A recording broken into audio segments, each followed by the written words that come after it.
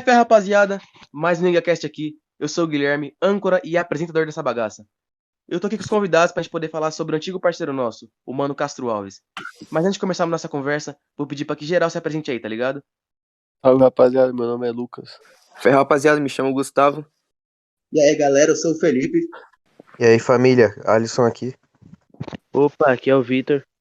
Mas então, Lucas, você que é um especialista aí no assunto, como é que foi a vida do Castro Alves antes dele se tornar esse grande poeta brasileiro? Então, Gui, no dia 14 de março de 1847, nasceu Antônio Frederico de Castro Alves, mais conhecido entre nós como Castro Alves.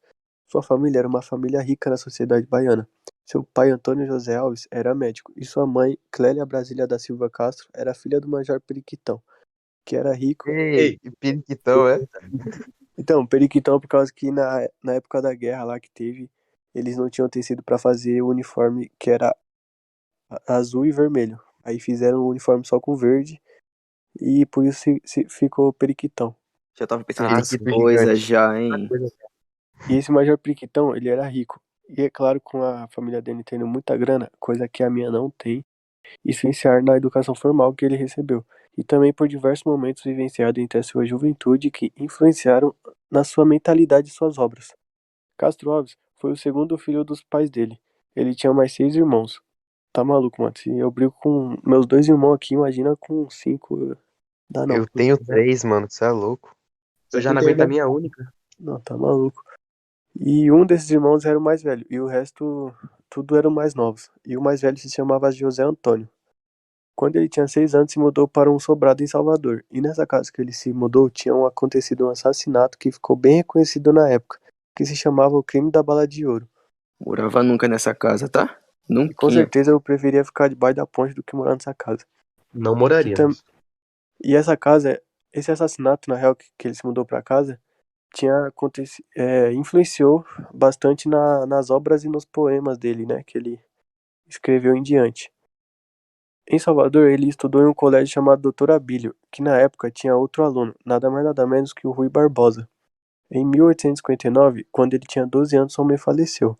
Com o falecimento da sua mãe, seu pai se casa novamente, e dá pra ver que tem quem ele puxar, né, esse jeito garanhão. E Sempre. não gostando disso, ele e seu irmão mais velho se mudam para Recife. Em 1864, ele iniciou seus estudos na Faculdade de Direito do Recife, depois de reprovar 2 vezes. Mano, se eu reprovo 2 vezes, minha mãe me mata. Não, mas vamos começar É aqui na muito faculdade de Direito, aceitável. né? Ele tinha o direito de reprovar. Então, Gostaram Exatamente. dessa, né? mais uma vez ele pede música. No começo de 1866, seu pai morre, e aos 17 anos ele fica órfão. Achei interessante, então, saber sobre a vida dele, mas eu quero me aprofundar mais. Então, Felipe, me fala sobre alguns acontecimentos da vida dele. Então, né, a gente pode descrever a vida dele como uma grande montanha-russa. Ou ele estava muito lá em cima, ou ele estava muito na bosta. Primeiramente começando que com 13 anos já dava para ver que ele tinha uma certa paixão assim pela poesia.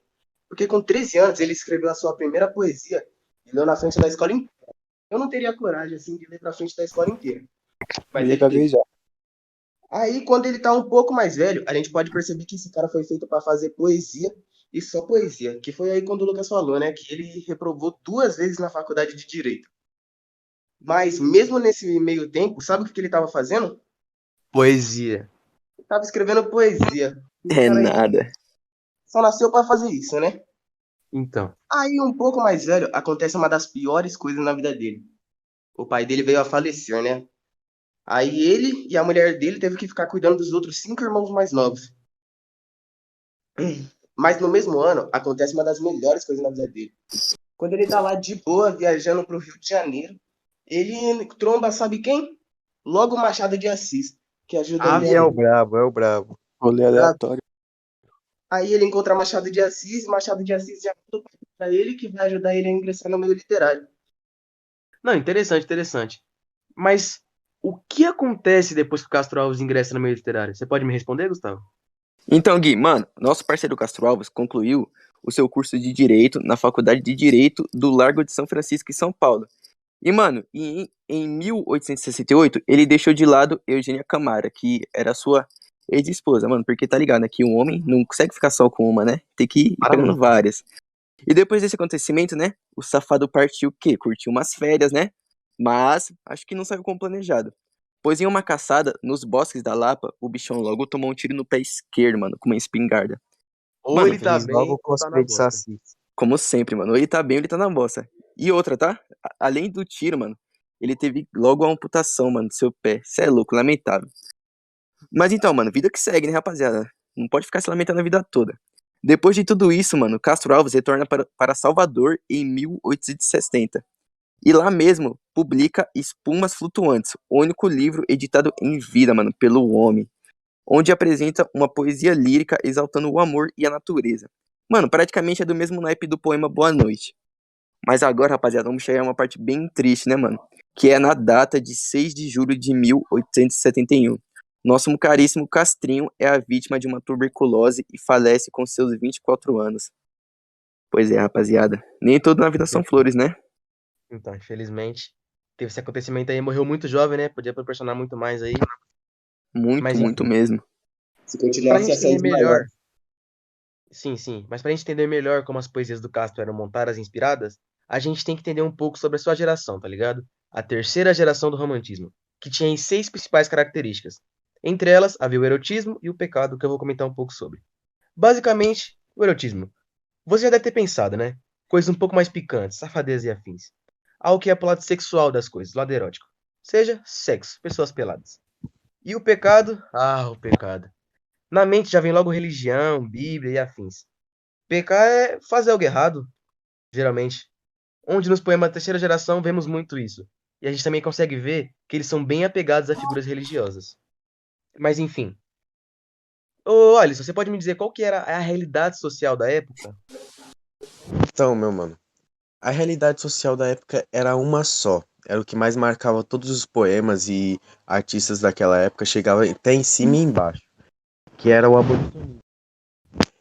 A época da escravidão estava muito forte nesse momento, estava em um dos seus ápices, e uma das pessoas que não aceitava isso era o Castro Alves, né? Porque devido ao que os nossos manos contaram aí, o cara estudou nos melhores lugares, teve a melhor educação que o Cash pôde comprar.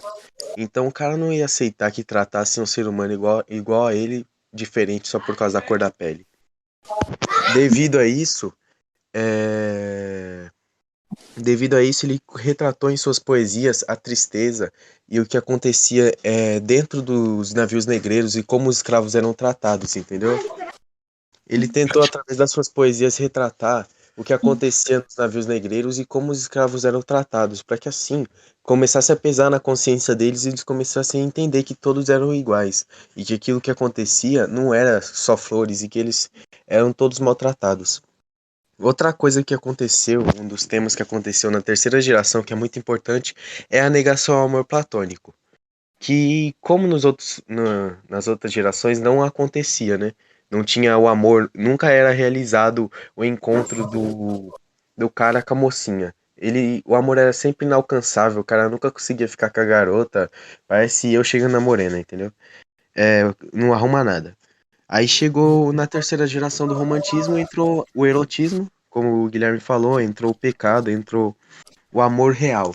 O amor começa a ser realizado, o cara começa a ficar com várias garotas, o cara começa a conseguir realmente ter a pessoa que ele gosta pra ele, entende? O exemplo disso é o nosso mano Castro Alves, que não para quieto um segundo. Não Sempre. O homem parar, não para, chegava a imparável. ter várias. Mas enfim, você falou aí que o Castro Alves não aceitava, né, a escravidão, que ele era a favor do abolicionismo, da liberdade dos negros, dos escravos. Mas explica pra gente, Victor, o que que era liberdade? Então, eu estava estudando um pouco sobre o assunto e me chamou muita atenção. Muitos dos poemas dessa geração se revolucionaram em comparação com a segunda, tendo o poder de expressar com liberdade e igualdade. Em muitos poemas, na terceira geração começou a mostrar-se com mais sentimentos, mostrando seu amor por uma mulher, que era, entre aspas, a mulher da vida deles, e a igualdade entre o ser humano. Mas enfim, as características da terceira geração são essas. Essa foi a vida de Castro Alves, que viveu muito pouco, né? Mas realmente foi uma pessoa que aproveitou bastante a vida, fez bastante coisa na vida. A gente vai estar Até agora um perdeu poema uma dele. perna. Sim, a gente vai estar agora um poema dele, A Canção do Africano, que era mais Uma uma das vez melhores, tá? uma das Essa é melhores, foda. que não era tão conhecida quanto o Navio Negreiro, porém era muito boa, que retrata a época que ele estava lutando contra o abolicionismo. Não, a favor, desculpem, a favor do abolicionismo. Não me julga. Mas enfim, vamos lá. A canção do africano. Lá, na úmida senzala, sentado na estreita sala, junto ao braseiro no chão, entoa escravo seu canto. E ao cantar, correm-lhe em pranto saudade de seu torrão. De um lado, uma negra escrava, os olhos no filho cravo, que tem no colo a embalar, e meia voz lá responde, ao canto, e o filhinho esconde, talvez para não escutar. Minha terra é lá bem longe, das bandas e onde o sol vem. Esta terra é mais bonita, mas a outra eu quero bem. O sol faz lá tudo em fogo, faz em brasa toda areia. Ninguém sabe como é belo ver de tarde a papaceia. Aquelas terras tão grandes, tão compridas como o mar, com suas poucas palmeiras, dão vontade de pensar. Lá todos vivem felizes, todos dançam no terreiro. A gente lá não se vende, como aqui, só por dinheiro. O escravo calou a fala, porque na úmida sala o fogo estava a apagar, e a escrava acabou seu canto, para não acordar com um pranto o seu filhinho a sonhar. O escravo então foi deitar-se, pois tinha de levantar-se bem antes do sol nascer. E se tardesse, coitado, teria de ser surrado, pois bastava escravo ser. E a cativa desgraçada deita seu filho calada, e põe-se triste a beijá-lo, talvez temendo que o dono não viesse em meio do sono de seus braços arrancá-lo. Rapaziada, esse é um poema que o Castro escreveu sobre como os escravos se sentiam no navio negreiro, que eles tinham saudade da terra de onde eles viviam, onde eles moravam, e que lá eles não eram maltratados como eles eram ali, que eles não se vendiam, que eles lá eles eram realmente felizes. E no final termina com a mulher, como o próprio Castro diz, né? A coitada desgraçada deita o seu filho quietinha para que o dono do navio não venha tentar tomar ele dela por choro, né? Realmente é uma Exato. realidade bem triste que o Castro retratou aí. Enfim, Sim, um sim. poema com muitos sentimentos. Muitos Mano, sentimentos, né? Muito, filho. Muito bom, muito bom. Retrata uma realidade muito forte, né, mano? Um bagulho mano, deixa muito pesado, assim. deixa eu falar aqui um pouquinho que esses negócios de escravidão e racismo realmente não dá pra entender, né? Como que alguém tem tanto desprezo pela vida só pela cor da pele. Exato. E outra, Então, mano. É Começou, inveja, é inveja. começou, mano, muito cedo, velho, mano. Muito tempo atrás e ainda continua até hoje, velho. Eu não entendo isso, mano. Tantos anos se passaram e até hoje continua. ainda Parça, bem quer que eu que fale a real? Pra mim, eles têm tudo inveja dos negão. também acho que é isso. Concordo com Exato. você. Mas enfim, rapaziada, passamos aí a visão sobre o nosso mano Castro Alves, um pouco das suas obras, da vida dele. Eu vou aí me despedir de vocês. Até o próximo episódio. Falou, rapaziada. Falou, falou, rapaziada. Rapaziada, Rapaziada, Falou, valeu, meu mano. José. Falou, Até o família. próximo episódio. É isso, NigaCast.